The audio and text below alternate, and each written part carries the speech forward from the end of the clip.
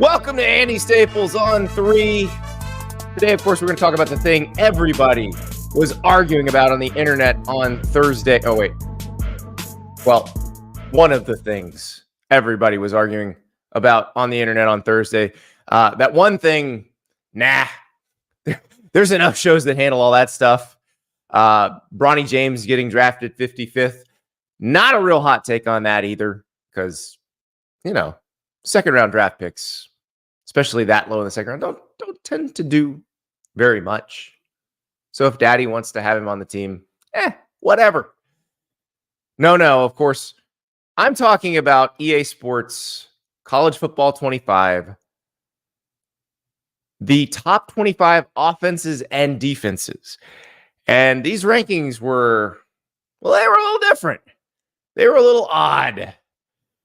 There were some in there that you just kind of wonder, huh? Like LSU's defense is probably like, wait a second, we're in here? How? Tennessee's like, wait, where are we? We're not in here at all? Colorado, way up there in both.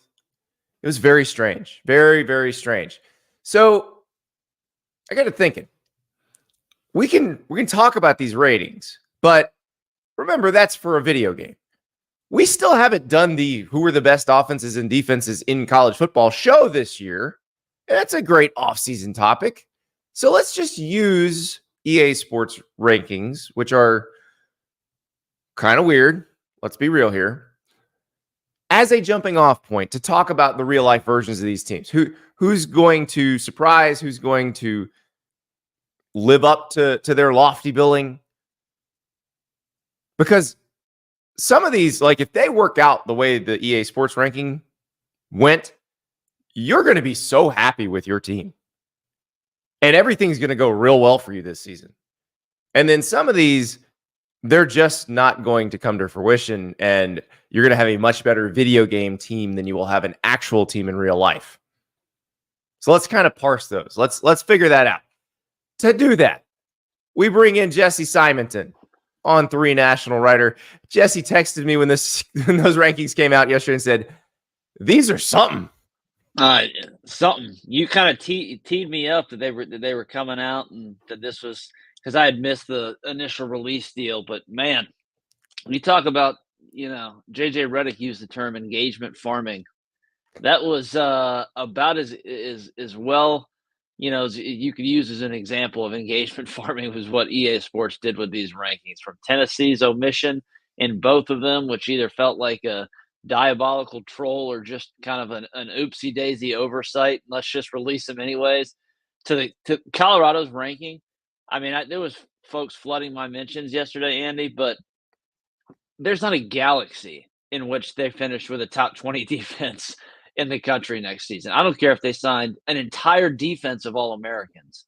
You're not going from maybe the second or third worst Power 5 unit in almost every single category, and then climb up into the top 20. It's just absurd. Having said that, some of these other units I think were fairly ranked, and I'm glad that they gave shine to Memphis and an SMU and kind of some of those programs that maybe get a little overlooked. Yeah, and now Yosef in the chat thinking along the same lines I was yesterday. Maybe Colorado's initial rating is because casual fans will use them online, and that's what I was thinking. These guys are making a video game. Like they want to sell video games. They want to make it as exciting as possible for people who are going to play it, and I think a lot of people are going to play as Colorado because it's Coach Prime's team. Shedeur Sanders is really good. Travis Hunter's on the cover of the game. Like that is, I would think, why you would do that. You'd say, because like the offense for Colorado, which they had at number 8, we don't know what that offense is going to look like. Like everybody who says they know what Colorado's offense will look like, good or bad, is just guessing because they totally overhauled it. Like their initial idea when Deion Sanders got hired was, I'm going to hire Sean Lewis. He's going to come in and install the veer and shoot offense, which will help because you can't necessarily get a bunch of really good offensive linemen right off the bat through the transfer portal. It seemed like a decent idea. It looked okay at first. Yet they still couldn't protect Shedeur Sanders. So they panic at the end of the season, pull the ripcord on Sean Lewis, bring in Pat Shurmur. What you saw at the end of the last season was not Pat Shurmur's offense. It was Pat Shurmur calling Sean Lewis's offense. Now you will see Pat Shurmur's offense, and we don't know what that's going to look like. We don't know what that's going to look like in college, Andy. We've seen what it looked like in the NFL, and it was not pretty. It did not work out at multiple stops. So I am not particularly enthused by Colorado's upside in terms of being a top 10 unit offensively or a top 20 unit. I mean, I think that they have done enough, and Deion's done enough with the roster that they can get to 6 wins, which would be a victory considering where the program was just a couple years ago. I think the biggest thing, you're probably right. This is, an initiative to maybe get more people to play with the Buffs. The biggest thing is that, these rankings will be adjusted, or ratings will be adjusted in real time. And so if they get shredded by Nebraska, who somehow was not among the top 25 defenses, even though Tony White had one of the best defenses in the country a year ago, if they get, just completely demolished in that game in week 2, then you probably see Nebraska rise up the rankings and you see Colorado drop way down. Yeah. And so Willie in the chat with a really interesting point on these two. This made no sense to me either. USC had a higher defense rating than their offense rating. So they were number 23 on offense. And yeah, Caleb Williams is gone, but we saw Miller Moss in the bowl game. He looked pretty awesome. And Lincoln Riley never has a bad offense, but Lincoln Riley historically, and I realize they overhauled their staff, but so you're guessing that they're going to be the number 16 defense? That's a lot of faith in Danton Lynn. And history doesn't suggest that's going to happen. So is that another one of, USC is just a big brand, we want you to play as you? I don't know. But that was weird because, like, even though USC lost some very good players on offense, like Zachariah Branch is one of the most exciting players in the country. We think Miller Moss is going to be good. If Miller Moss is not good, then Jaden Mayava could be very good. We saw him at UNLV last year. I joked in my piece. You did a couple of videos yesterday. I did kind of a takeaways piece. I joked that the creators must be big Danton Lynn fans. They must be huge Danton Lynn fans, because otherwise there's little explanation again for USC's ranking defensively. They've done a couple nice things. They also completely, much like LSU, kind of whiffed in the transfer portal in terms of adding impact defensive linemen. And so, they tried to bring in several guys. It didn't come to fruition. And now they're, looking at a depth chart that I think is fairly thin, especially when you're considering the fact they're having to play in the Big Ten, this fall. Yeah.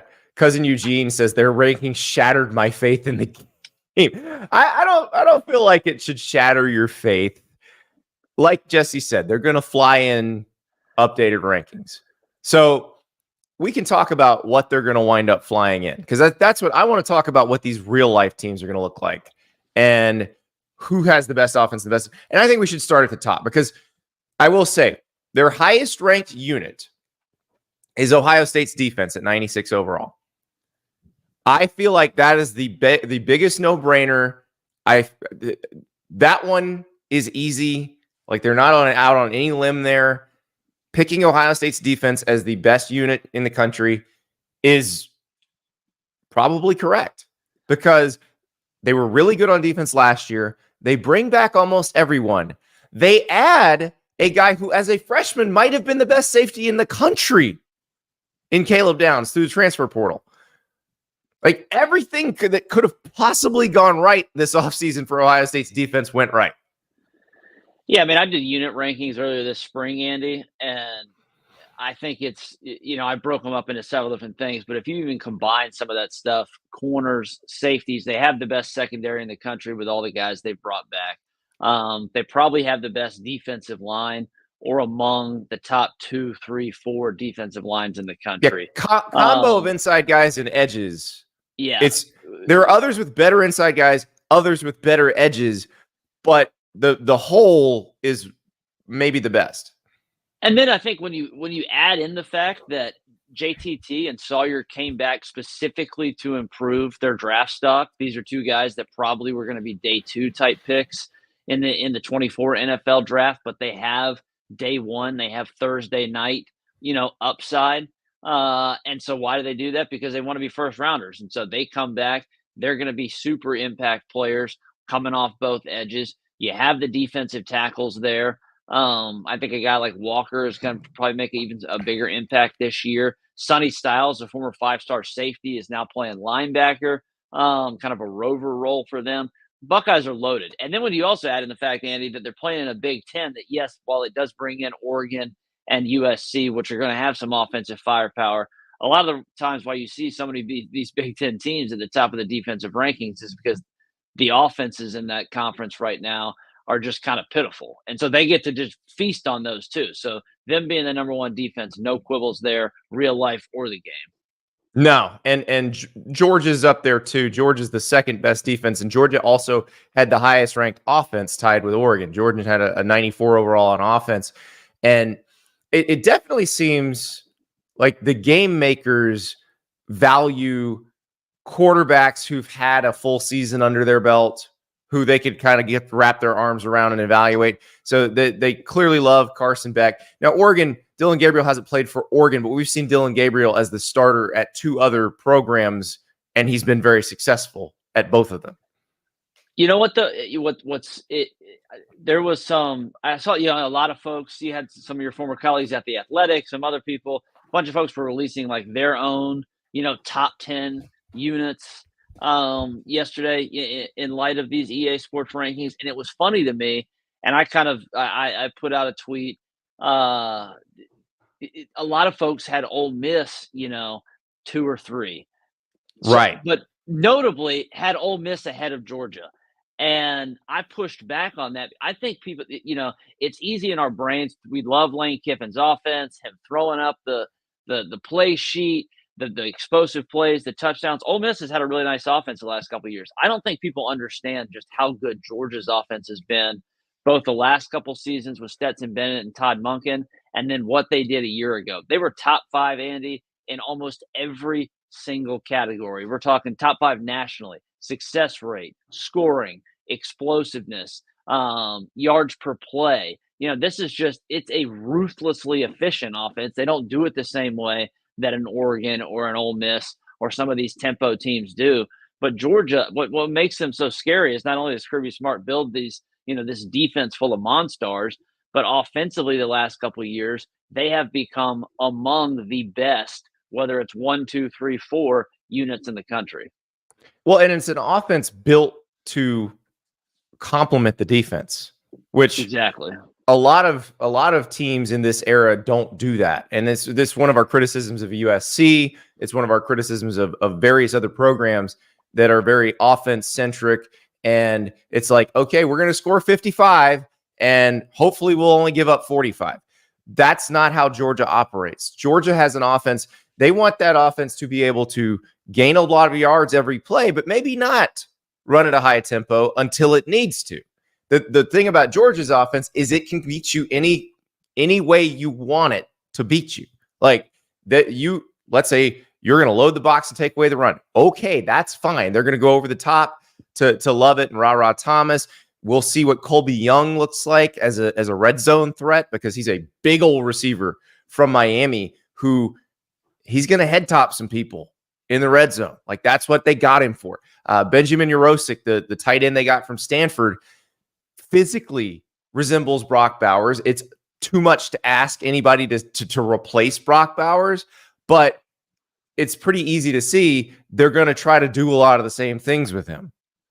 Yeah, and then when you add in the fact, the one guy you didn't mention there was ETN. I mean, he probably has as much wiggle of any running back they've had in that room since DeAndre Swift.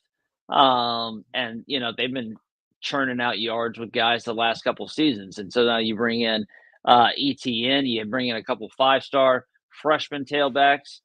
It's Georgia being ranked number 1 or having perhaps the best offense in the country is I think that's well merited. Oregon's right there too. Love what they have with Evan Stewart, Tez Johnson. Some of the offensive line guys they were able to convince to come back to school this season. So it would not surprise me if we see both those programs up there. One of the programs I think that was omitted that I noted in my piece, Sandy, is Liberty. Now they're not. Yeah. I don't know how many people are going to play with Liberty, but in real life, Caden Salter, what Jamie Chadwell did with him in year one, they also have a loaded room of tailbacks, just a bunch of dudes that they can hand the ball to. Chadwell runs that fun, kind of modern option, spread option. I And actually so played as Liberty when I played the game, Jesse. Oh, nice. How was it? Yeah, and and because I wanted to see what that offense felt like to play as, and I was running a lot of the two back option stuff, which is what they do, and because they'll have two backs and a tight end, and it's formations that if you just move a guy a few feet, it'll look like the old I formation in the 90s. But the things they do out of that look so different and confuse defenses so much, put defenses in conflict. They lose CJ Daniels, their best receiver, to LSU, but they're still going to be way more talented than any team in Conference USA. I do think, and look, I'm not going to harp on anybody for being too reliant on recruiting rankings. We work for On3, for God's sake. But I do think a lot of it is recruiting rankings play into this as well. And Liberty's talent level is not what these other places are. So that's probably why they're not up there like that. I'll say one team, as we kind of just highlight some various teams that we think are going to be, good or bad offensively this next season, best units. One team that was on very, very highly ranked in EA Sports' rankings, which I think surprised some folks, but I could at least see if in terms of projection, kind of where they're coming from, and that's Miami. And, Yeah. won't know that Miami's going to be that good. I know that you're high on, what they've done in the trenches. You certainly have spoken about that more than once this offseason. They have the offensive line. They bring in running back with something that I kind of pinpointed very early in the spring that, hey, they have to do some stuff here. That you're hemorrhaging bodies. You see Parrish go to Ole Miss. Your Fletcher guys hurt. Well, you go out and get, one of the best running backs in the country, all Pac-12 running back, Damian Martinez. You bring in Cam Ward. Miami hadn't had a 1,000-yard passer, I think, since 2017. Last time they won 10 games. The pieces are there. Restrepo and some of the receivers that are coming back. I don't know that they're going to be a top 10 offense, but I think that if you're looking for upside and potential, if Miami is going to, fulfill their season of hopes this year, I think that's where it starts. It's going to start with, can they become a really explosive offense, and then can those pass rushers, Bain and company, kind of create havoc off the edge when they get a lead. Yeah. Now we've got one on the offensive side that I thought was really interesting, and it's one of those, if it is true, this team's going to be a national title contender for sure, is Alabama at number 3. And we saw Alabama in the playoff last year. Obviously, we saw Jalen Milroe do good things toward the end of last season, but have a bad Rose Bowl. Now, you can say that was because of the snaps. That situation has been addressed. Seth McLaughlin has transferred to Ohio State. Parker Brailsford comes in from Washington to be the center. But Alabama's under new management, new offense. Kalen DeBoer, obviously, he's an offensive guy. You saw what he did at Washington with Michael Penix Jr., but Jalen Milroe, a very different quarterback than Michael Penix Jr.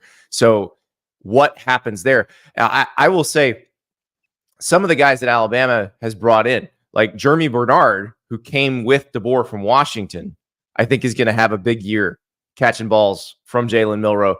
Caleb Odom is a freshman who had committed to Nick Saban or signed to play for Nick Saban, who they are very excited about. He was kind of recruited as a tight end, gets there on campus, and they're like, yeah, you're still huge, but man, you're fast. So we're just going to play at receiver. They are going to be very tough to deal with in the pass game, I think, Jesse, because they're going to be so tough to deal with in the run game. Like, you get Caden Proctor back from Iowa, so it's like he never left. Brailsford, we talked about coming in to man the center position. Elijah Pritchett is back. Then you got Jam Miller and Justice Haynes running the ball. Like, how terrifying is that Milroe or one of those two guys can have the ball, or Milroe can throw it to a to a group that can stretch the field. Yeah, I'm someone that you and I are both high on Alabama going into the 24 season. I think their upside is absolutely championship caliber.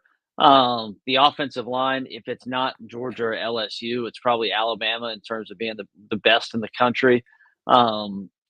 I probably have a little bit more concerns, or at least I'm not quite there yet to see what the passing game is going to be. It's not that I don't think that they don't have that potential. I like Bernard. I just think they may have to rely on some freshmen. And so whether it's Ryan Williams or Caleb Odom, who you mentioned, how ready will those guys be early in the season? That's TBD, I think. But, Kalen DeBoer has proven that if he has a quarterback that has wheels and will run, he will run him. And so it would not surprise me at all to see Jalen Milroe get 150, touches in terms of just running the ball this year, because he is an athletic freak and is one of the most gifted, just pure athletes, in the country. And so when you do pair him with an offensive line that I think is going to be mauling, and you have Jam and Justice Haynes back there, that's a formidable group. And so it would not surprise me if Alabama kind of plays bully ball early in the season, and then they kind of figure out what they have from a passing game when they have some of those bigger games, kind of middle of the year, Tennessee, Missouri, LSU down the stretch. How wild would it be, Jesse, if Alabama goes to Madison in week 3 and Alabama's just running the ball and Wisconsin's airing it out because that's their only chance to stay in the game? That would be that. Now, look, Alabama just running the ball historically would be very accurate, but it's just one of those things that, given the last few years, it'd be a little weird to see. And I don't think people understand that, again, because they saw what Kalen DeBoer did at Washington with all the high flying offense in terms of just Penix's precision passing. He'll do it with whatever personnel he has. And so if there are some concerns, or there are some unknowns, so to speak, with Jalen Milroe early in the season, you lean on that ground game. Now, would that be good enough to beat a Georgia in week 4? I don't know. They probably, that's probably when you're going to need some of that complementary offense, but we'll see. Alabama having a top 5, top 10 unit, that's probably a little rich in terms of EA's rankings, but I absolutely can see them being one of the best in the country, and especially from a yards per play perspective. Let's stick in the SEC, talk about one of Alabama's rivals. The most notable omission on both sides of this: Tennessee's offense and Tennessee's defense not included. Now, Tennessee's offense, because it is changing, because you're switching to Nico Iamaleava at quarterback, you can say, well, we don't know what it's going to look like in this iteration. I would argue you can probably have some faith in Josh Heupel's offense to be explosive. And also, you've got a lot of your offensive line coming back. They were a pretty good running team last year. I would imagine they're going to be able to run the ball okay. And then we'll see what happens in the pass game.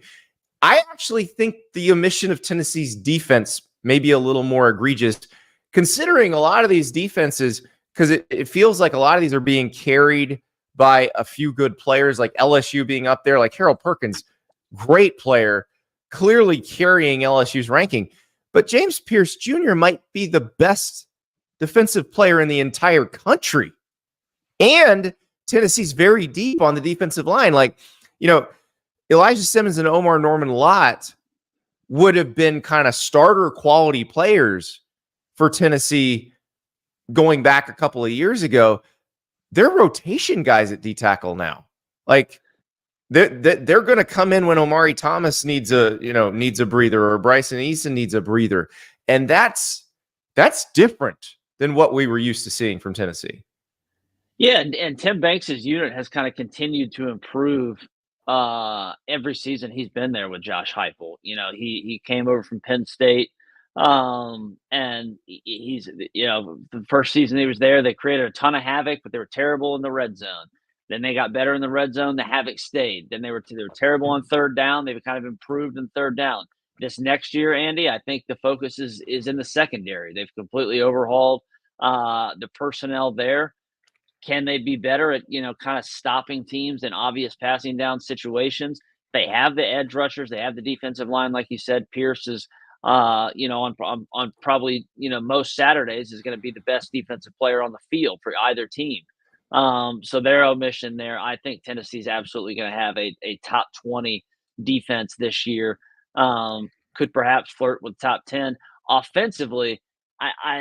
We both believe in Nico. He again is just he has kind of that wow ability. He's a guy that can change the geometry of the field with his ability to kind of get long and both stretch the field vertically with it, throwing the ball, but then running the ball. Their receiver room is going to be so much better this year, I think, Andy, with the addition of Braswell. You bring in Mike Matthews, the 5-star. You have some of these guys maybe, a little healthier, Brew McCoy, Dante Thornton. And so I think if Tennessee struggles offensively, it's because they've lost some of those offensive linemen. That they might be that they lack some depth there, so they can't really afford any injuries. But I think Tennessee is a top 20 team or top 20 unit on both sides of the ball this fall. Yeah, Lance Hurd comes in at left tackle. He was at LSU. He was a freshman last year. The only reason he left LSU is he's behind Will Campbell and Emory Jones, like probably first round offensive tackles. That's all it was. It wasn't like any LSU did anything wrong or anything like that. He just was looking for a place to play right now, and Tennessee benefits from that. The two people I would say are most important for Tennessee in terms of they got to stay healthy for this to work. Cooper Mays, their center. Yeah, because he is critically important to them. You saw them last year when he was injured. They're a different team when he's out there and when he's not. And then Keenan Peely, the middle linebacker who transferred from BYU before last season and was going to be the starter, but then got hurt in camp and missed the whole season. So he was going to be a volume tackler, kind of leader of that defense. He's very old. Like he's old. So I'll be curious to see if they can keep those key positions healthy, how far can they go? Because this is a pretty deep team otherwise, but those two positions you got to watch. One other guy I'd say to look at for Tennessee, who's a newcomer, is Holden Stays, the tight end transfer from Notre Dame. They're very excited about him too. So I was just going to say, to your point, to kind of put a big exclamation point on your point there about Keenan, the linebacker. Elijah Herring was the guy who led Tennessee in tackles this past season. He leaves the program and transfers to Memphis because Keenan's coming back. So, he wasn't assured of a starting spot, but now they've lost kind of that quality backup there. So it is important, very important for Keenan to kind of stay healthy because they lost kind of their second best option behind him. Right, exactly. And so that's where you might have a little trepidation about Tennessee, but I'd still put them in the top 20 in both of these categories. And, we'll see with Nico. I think Nico changes the dynamics of the offense. He allows them to throw over the middle more. It will be a tougher offense to defend because he's just capable of doing a few more things than Joe Milton was. He cannot throw the ball as far as Joe Milton, but can anyone really throw the ball as far as Joe Milton? Another offense, Jesse, that I thought was interesting. Clemson at number 10. Like, if you told Clemson fans you're going to have the 10th best offense in the country, they are over the freaking moon, because that will mean they're a playoff team, because their defense is going to be really good, but their offense is the question mark. If they have a top 10 offense, that Dabo might be throwing another pizza party. Oh yeah. I mean, that is a national title team probably. If Clemson's, I'm highly skeptical of that, Andy. What offense are we going to see? We did not see Garrett Riley's offense last year. We saw a version of Clemson's offense, which has been kind of trotting. It's been antiquated, and doesn't create a ton of explosive plays. We've all heard, or we've all, written, discussed, kind of the lack of versatility and kind of, what they have at the wideout position just isn't what they used to have. It doesn't look like kind of the basketball, where you have all the different body types. They've had a lot of, way too many similar type players. Perhaps Wesco and some of the freshmen they've brought in are going to change that. Dabo's been pretty outspoken that he really likes that receiver room this year. So we'll see. It's going to hinge on quarterback Cade Klubnik, who was a 5-star, but just hasn't quite lived up to that billing yet. I'm skeptical that they'll even be, top. They'll be top 5 in the ACC, but they're not going to be top. There's no way they'll be a top 10 offense in the country this fall. I would be Yeah, really, highly, like highly skeptical. if TJ Moore or Bryant Wesco just winds up being off the charts, great. Like suddenly it looks like they have the receivers that they used to have, maybe because Phil Maffa is a good lead back, but yeah, I think you're right. I don't see it. They have not been able to develop receivers like that. Really, it feels like since Jeff Scott took the USF head coaching job, and now Jeff's back in Clemson, but he's not on the staff there. And I don't know. It feels like that they just lost their receiver mojo. And you think about like it's hard to watch because you saw for more than 10 years, they were just loaded at that position. You can go back to Nuke Hopkins, to Adam Humphreys, to Hunter Renfrow, to Sammy Watkins, to Mike Williams, to T. Higgins. Like it just continued unbroken. And really, since T. Higgins and Amari Rodgers left, they haven't had anything like that. Yeah, I mean, they were the Alabama wide receiver factory before Alabama. Yeah. I mean, that's what it was. And that was and it was so critical, Andy, and this again, we've harped on this, but it at least bears mention. It was so critical because it masked the fact that Clemson really wasn't churning out, NFL offensive linemen. And so the offensive line were better than they are now, but they were not. It wasn't like Clemson, especially for a national title team, it wasn't like they were churning out even first and second round picks at offensive line. And so it was because they had such explosive playmakers on the perimeter. Well, when you take away those guys and your offensive line development hasn't gotten any better, that's how we see the offense has really kind of spun its wheels in the last 3 or 4 years. So another team that we talked about a little bit earlier, but I feel like was incredibly low given what we've seen. Ole Miss is number 13 on offense. They've got them below Clemson, below Penn State, below Utah, below Colorado, below Miami. They're not even on the top 25 in defense. And I would argue that no defense reshaped its roster through the portal more than Ole Miss this year. Now, we know what Pete Golding's scheme looks like. You're now adding Walter Nolan and Princely Manuelin on the line of scrimmage. You're adding some good players in the secondary. How do you not feel like this has gotten better from a group that wasn't bad last year? Yeah, I mean, that was a stark and striking omission. Not as bad as Tennessee for both, but certainly no Ole Miss in the top 25. With the amount that they've invested in NIL funds to build that unit, it is a bit of a mercenary unit, but that if they don't finish in the top 25, something's gone horribly wrong, especially against the schedule that they're facing. I mean, you mentioned Nolan and Princely, but then they bring in, Poof, the linebacker from Arkansas.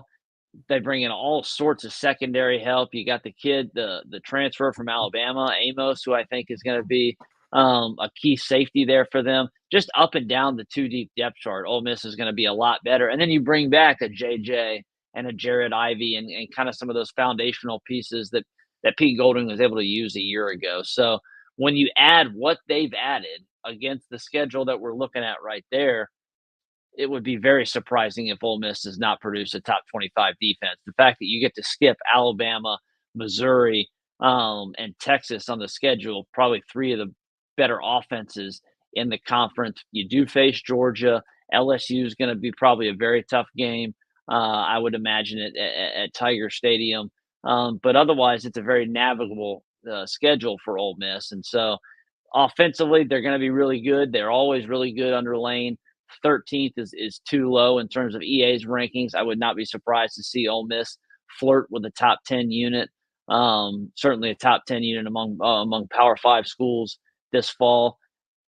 Defensively, though, that's going to be the key. It's did they do enough in the trenches?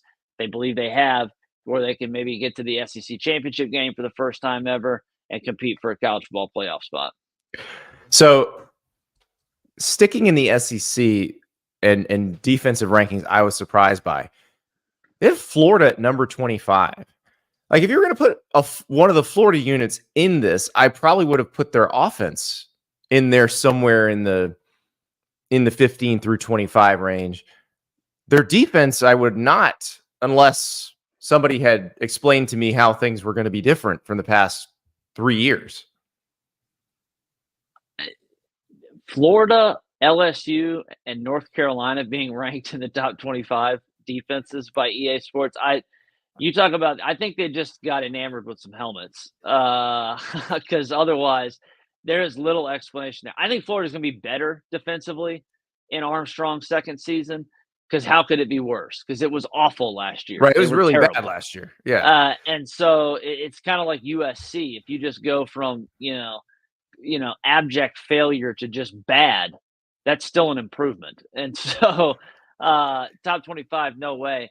I do think that, they got up, Pup Howard. He's going to be the transfer linebacker from South Carolina, the kid from Jacksonville who kind of spurned Florida out of high school, ends up coming home. They're super excited about him. They believe kind of some of the beef they have inside is maybe going to be a little bit more productive than it was a year ago.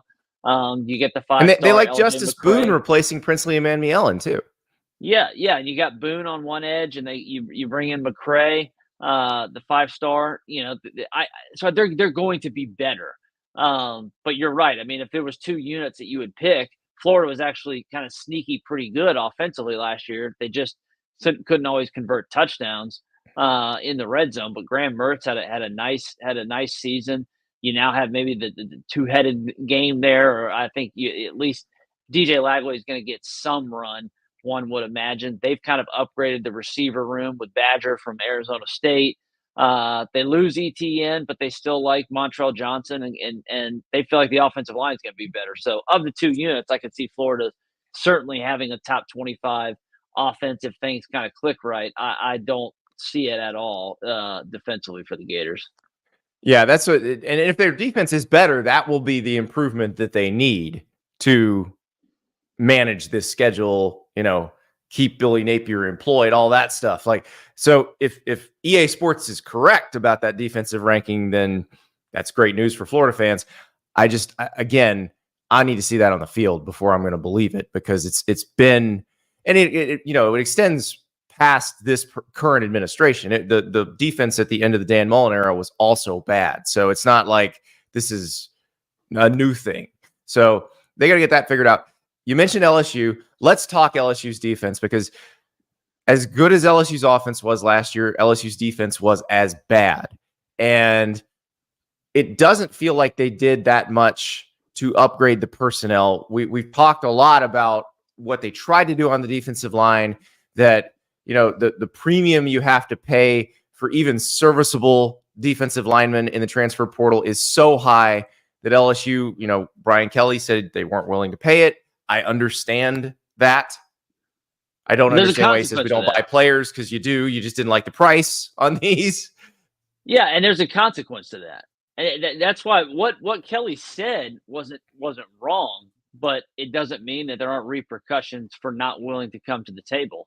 And what that means for LSU this fall is that while he did upgrade the defensive staff, I think considerably, bringing in Baker from Missouri, and Bo Davis is coming home, and a bunch of other assistants I think are nice hires, it's still a game of personnel, and they lack the beef and the bodies up front. And in the SEC, that typically spells disaster. And so in a year 3, which I think there is some pressure on Kelly because of what he did in year 1 with the Tigers and what his predecessors have done in terms of championships, I don't think they got it done where the defense is going to be good enough. We don't know exactly, can Perkins be a super impact player playing inside linebacker where they then flex him out, as kind of a situational edge rusher? we'll see. He certainly was a flash as a phenom as a freshman. Last year was a bit of a disappointment. He's still an impact player, but there's not a ton of,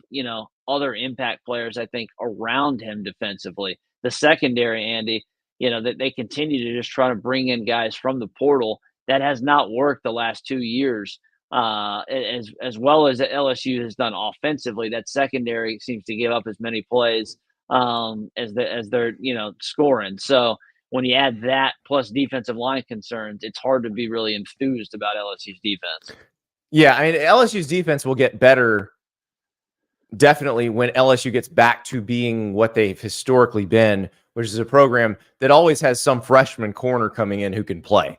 Like that that's how you operate in that state or in that region, because you can usually get somebody out of Louisiana, but also you can go to Houston. You can go elsewhere on the Gulf Coast. You can go into Florida. They've always been able to have somebody who could step in and play right away as a freshman, at least on one side of the defense. And it hasn't happened in the last few years. If they ever get back to that, that's where the defense starts to get back. And like you said about Bo Davis, that defensive line, because of Bo Davis, is going to get better, whether it's the existing guys that were already there or who he signs going forward. But that's not a right now solution, unfortunately, for LSU. The Harold Perkins thing is funny to me, though.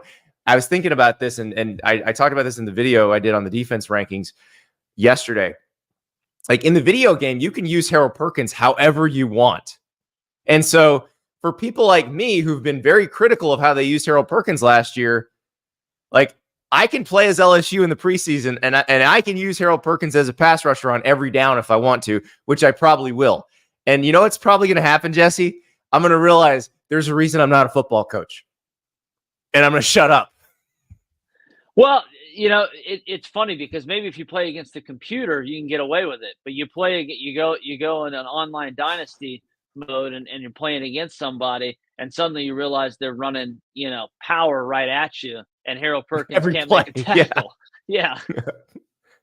Yeah. I'll tell you a sneaky defense. It's going to be awesome both in the game and in real life. They were rated in the top 25, but I think that they have, top 5 to 10 potential in the defense nationally, and that is Texas A&M. Oh yeah, welcome back home, Nick Scorton. With Nick Scorton going home, you got him, Shamar Turner, Shamar Stewart. They added another transfer that I think had 8 or 9 sacks a year ago as well.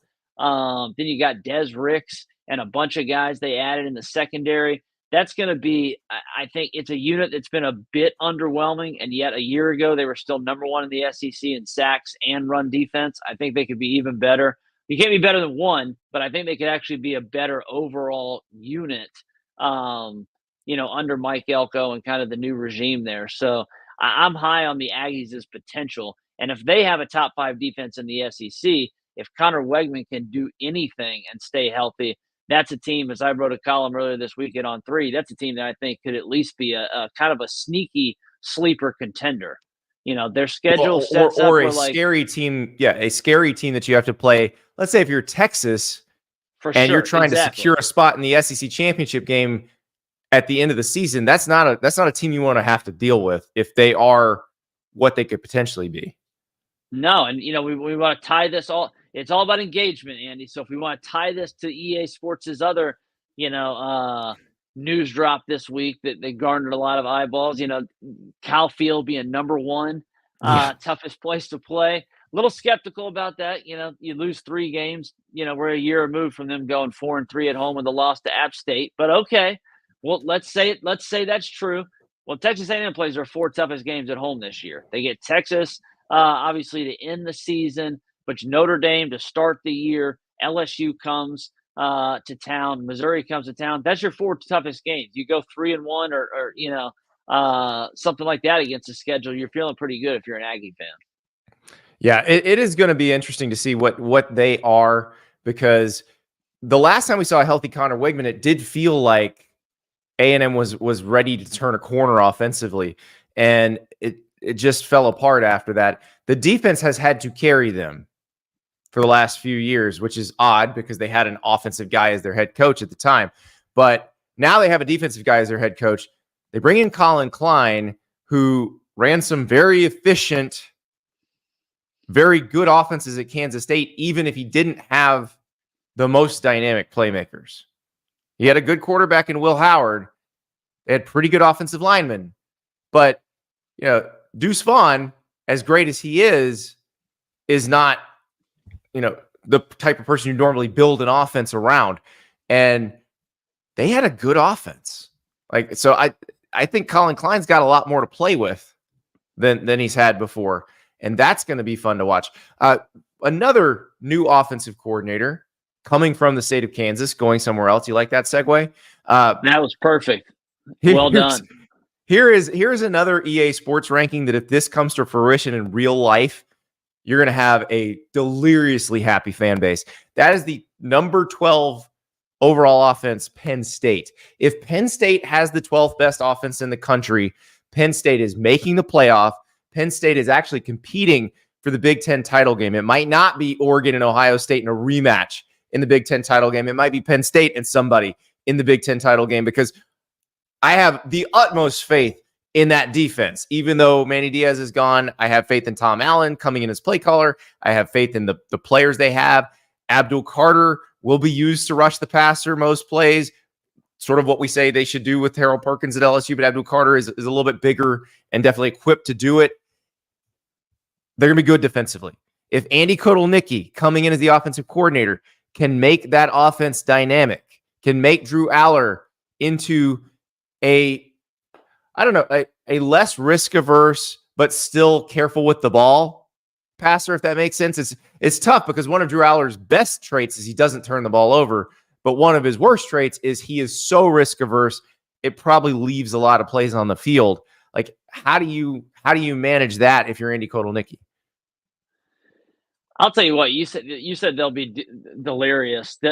I almost, when I saw those rankings yesterday, I chuckled and was like, well, this is just another pressure point for Mr. James Franklin there, because if the expectation is that Penn State has a top 10 defense and a top 12-ish, top 15 offense, yeah, they should maybe win the Big Ten, or at least playing Ohio State for the Big Ten championship game, and certainly winning a college football playoff game or two. We'll see. Offensive line, I think that's been kind of the biggest bugaboo outside of quarterback for Penn State, even though they had Olu a year ago, and yet the running game really wasn't that explosive. They do bring back Allen and Singleton. Have they kind of upgraded at receiver? You lose Lambert to Auburn, but you bring in some other guys.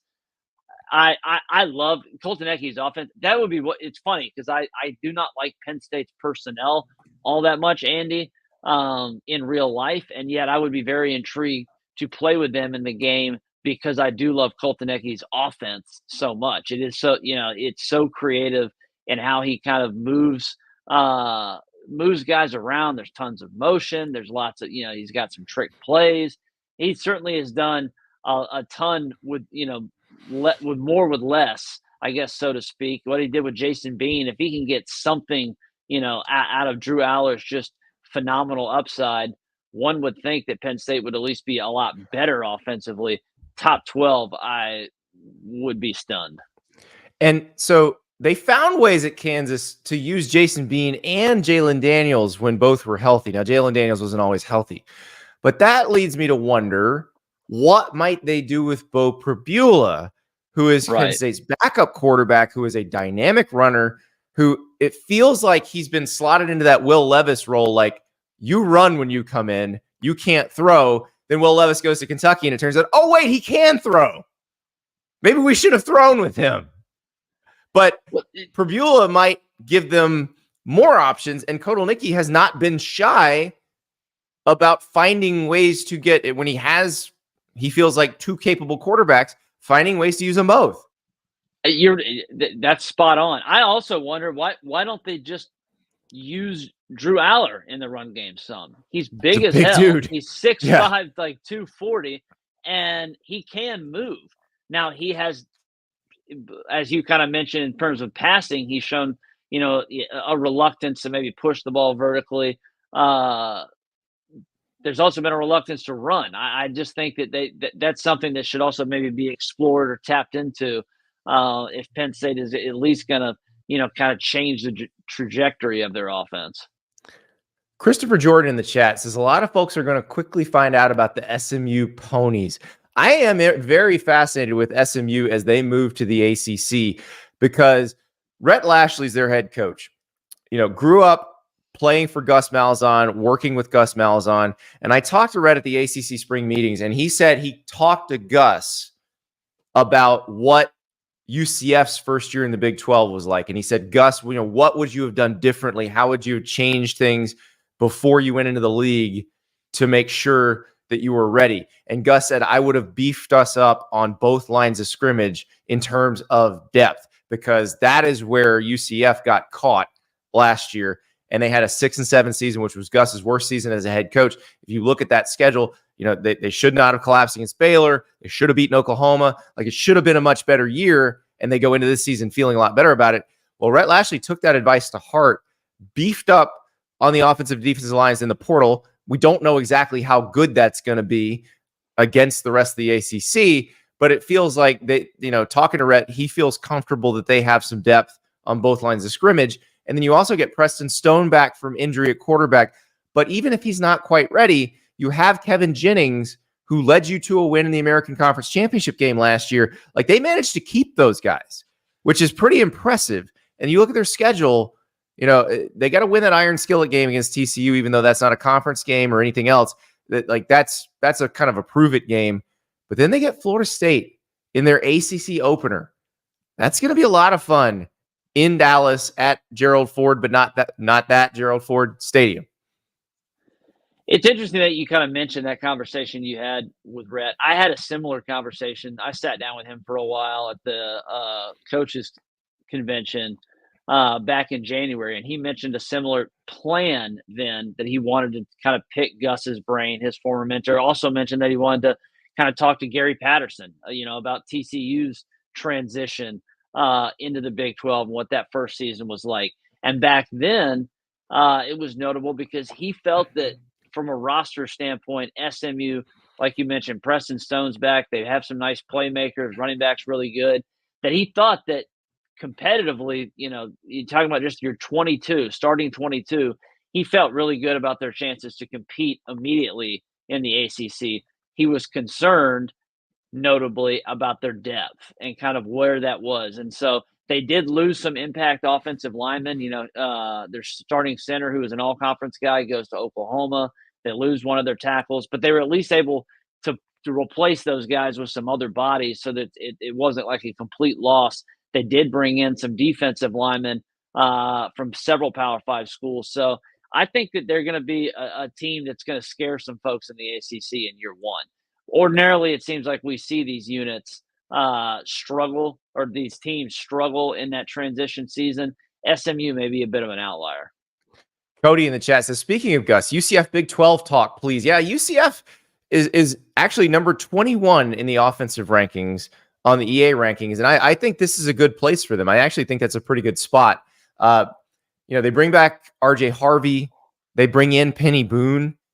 They bring in KJ Jefferson at quarterback. KJ Jefferson is Gus Malzahn's creative quarterback. Well, I guess Cam Newton's probably Gus Malzahn's creative quarterback. But, if you take superhuman people aside, KJ Jefferson is probably what he designed as the quarterback he would want in his offense. So I am very excited about what they might be able to do in the run game. And KJ Jefferson has shown at Arkansas, when he was in that Kendall Briles offense, that when that run game's cooking, like when he and Rocket Sanders really had it going, they were a threat to throw downfield because you just had to load the box against them.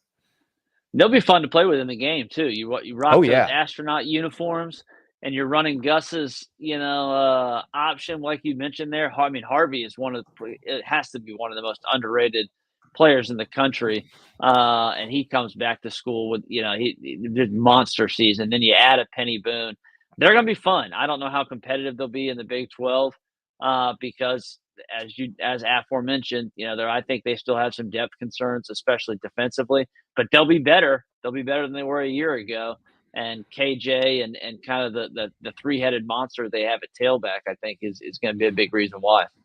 Yeah, and it's can they stop anybody defensively? And they completely revamped their linebacking core through the portal, completely revamped the secondary. So the defense is a mystery. We're going to have to wait and see what that looks like.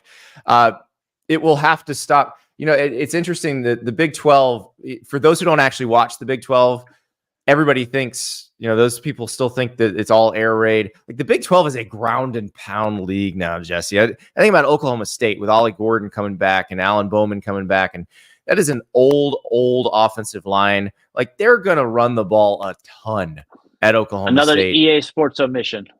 Yeah. They had their defense in the top 25, did not have their offense in the top 25, which that's a scary offense. And Oklahoma State, one of the three, Kansas State, Utah, Oklahoma State are kind of the three co-favorites in Vegas to win the Big 12, although I can go about 10 deep in who might win the Big 12.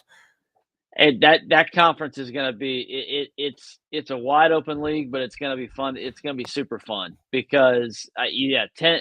I don't know if 10 can win it, but 10 teams think they can win it. Right, exactly. And one of those 10 might be the one that screws it up for somebody who's about to make the championship game in week 11. Like that's the part you've got to be careful with. I mean, so Arizona, maybe Colorado, maybe Iowa State, but definitely Kansas State, maybe Kansas, definitely Oklahoma State, maybe Texas Tech, Utah, definitely West Virginia, maybe UCF. And then what if TCU is good again? TCU played for national title 2 years ago.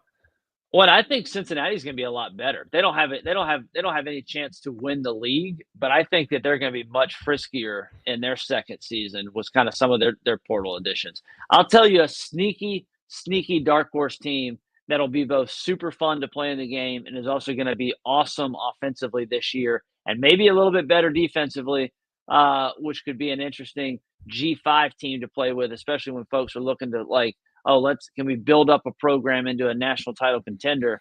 How about South Florida? Bring in Byron Brown, baby.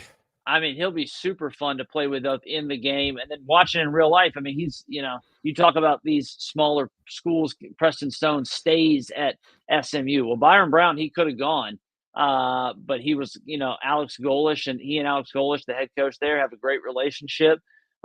He stays in Tampa. I think, they have that game against Alabama, which last year they almost, scared the Tide. I don't know if they're going to go into Tuscaloosa, but they're going to pick off some teams and they're going to be a real, conference title contender, which is rather amazing considering, where that program was before Golish got there just 2 years ago. I would agree with that. And I'm excited to see. We talked about Alex Golish on Dear Andy because we got asked about who are the coaches that we should be watching who might be active in the carousel, who might be big targets in the carousel. And what Alex Golish did in year one at USF certainly puts him in that category. One thing about the game, and this is something I was thinking about yesterday, and Clark Brooks, our colleague at On3, brought up an interesting point. It may be that the game designers don't quite know what to do with the veer and shoot offense. And that's why Tennessee and Ole Miss are ranked, Ole Miss is ranked too low. Tennessee's not ranked at all.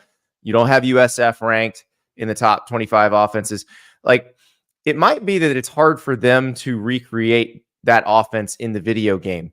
As Clark pointed out, you can't have maybe they can, maybe they will eventually get to this point, but there's probably not a lot of situations where you have the receiver who's not running the deep route just running in place on plays, or that you can just immediately switch to a tunnel screen that operates at this massively high tempo. Like, I do think because of the custom audibles, you can probably operate at the tempo that real life Josh Heupel, real life Alex Golish operate at, but you got to practice that pretty hard and get pretty good at that to do it. Isn't that what makes this game so interesting though? Is that yeah, they are, absolutely. Is that so many of these offenses and defenses that it's much more. I mean, you did a big video about it. I know other folks have talked about it as well, that, there's all these individual playbooks and scheme specific stuff just for Tennessee and just for Oregon and just for a UCF. So it may be difficult to replicate. It certainly seems like they've tried to or are trying to. So we'll see, TBD. I guess we got a couple weeks to see when it comes out, but certainly it's going to be interesting to explore. Let me throw a little piece of video game news at you. Oh, there you go. I am told, I have not seen this with my own eyes yet, but I'm told that since I got to play the game last month, and between then and when the game actually drops, there will be even more of UNLV's go-go offense in the game. An even more accurate depiction of UNLV's go-go offense. So just keep that in your back pocket, Dynasty Mode players. I thought you were going to say that Colorado continued to move up in the rankings because they just somehow Colorado's not number 2 on offense. Yeah, the news cycle flips, and all of a sudden the Buffs are top 5. Listen, we're pretty good at engagement farming, which is why we can spot it when we see it. Exactly. And that's absolutely what happened here. Our producer River just put in the chat, who's your dynasty team? ULM Warhawks. General Booty, baby. General Booty will be the foundation for a ULM national title. That's what's going to happen here. That's going to be hard. But in that part of the game that because it is going to be so much more realistic with the recruiting and some of the other stuff, that it's going to be much harder for you to lead the Warhawks and the booty charm to a national championship in the game. I think probably, especially when you have to do it with the transfer portal and with high school recruiting. Our guy Christopher, he's heard GJ Kinney on the show, so he's going Texas State. He's going to take the Bobcats all the way. That's a good pull. North Texas is a good pull because for some reason they were always like super overrated in the game. Like they were not actually that good as a program, and yet your ability to kind of take the Mean Green all the way. They're an interesting one. I haven't centered on my exact G5 dynasty one yet. Georgia Southern used to be a fun one. Yeah, the Sun Belt's going to be a popular destination just because there's a lot of teams that people love. And like, I don't know if you saw the news that Appalachian State once again sold out all its season tickets. Like, people who like those teams love those teams. Those are not like, oh, we're a commuter school. We started a football team. We'll see what happens. These are people who were deeply embedded in football when their teams were FCS teams, and they've moved up, and now they care a lot about their football team. Well, and App State is fun too, because you get to play in that stadium that's like they just plucked it in the middle of like the forest of Lord of the Rings, and there's just like mountains and everything around it, and then there's a football stadium just sitting there. I can't wait to see this. I can't wait to play in all these stadiums. I do think some of these things wrong, but listen, I'm sure they disagree. Like the developers of the game, when I put out my top 25, I'm sure they disagree with it too. So that's okay. That's part of the fun of doing this. But this has been a great conversation, great primer for the season, because I'm even more excited about what these teams look like in real life. And look, I'm telling you right now, Jesse, like Penn State fans, Clemson fans, they're crossing their fingers, hoping, hope those video game people are right about our offenses. Yeah, and USC and Florida are saying, man, if we got top 25 defenses, we might be cooking. Yeah, we might be cooking. We got some hot fish oil grease going this year. That's exactly right. Jesse Simonton, thank you so much for joining us. And thank all of you for coming and hanging with us for an hour every day. We love you, and we appreciate you. And listen, this is the college football offseason. We are very much enjoying EA Sports giving us lots of different things to talk about this week. So I want to thank them too.